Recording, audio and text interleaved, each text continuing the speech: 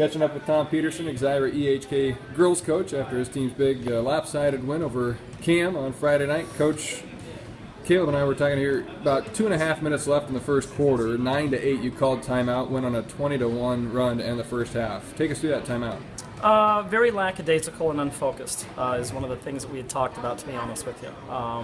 Just girls, I guess I would say, not playing for each other, and it's one of the things we talked about.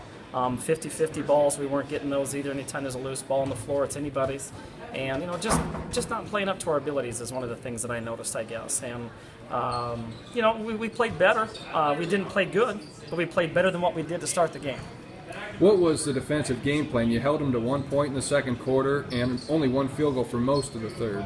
Well, contesting every shot is obviously something we focus on quite a bit throughout, and I don't know names, I just do numbers. Number 30 is one of the girls we wanted to make sure that we controlled, and we didn't do a very good job of locating her early.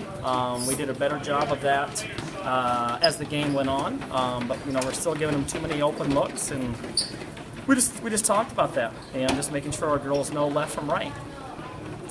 A big night in the first about 10 minutes of the game for Maggie Rasmussen. You had 14 points early. She had a hot hand going. Well, always has the green light. All of my girls do. One of the things we talked about at one of the timeouts, but like you had said, is we'd attempted more threes than twos in the first half. Can't do that, because there's gaps there in the zone that we should have been attacking, and we weren't doing that. But she's got the green light. I think she had 4 threes the other night. She had 4 again, I think, tonight. So she's stroking it pretty well. Even if it wasn't maybe one of your best games, you'll still take 7-0, won't you? Yes. Oh, Mr. Woolham. Yes. Yes, I will.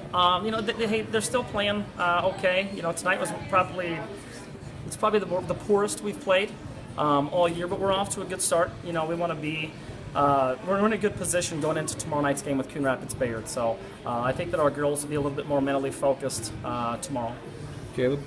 I noticed your transitioning game really got going there as you kind of worked some things over. Yep. And how happy were you just to be able to get that going and get up and down? That kind of sets everything up for us, yep. Caleb. It really does. Our hands weren't active. I mean, if you were watching, it looks like we were hanging onto bricks, which is a drill that we do in practice, but that's usually supposed to make them stay up in the air, and they were down at the sides. I thought once we started getting a lot of tips, it led to some transition baskets for us, and the girls started to get out and run the floor a little bit better. Can you talk about Coon a little bit? That traditionally fairly tough, I think.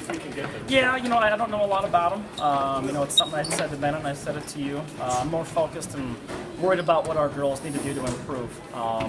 And going into tomorrow night, we're going to have to make sure that we're moving a little bit better than what we did tonight, and just playing like we're capable of.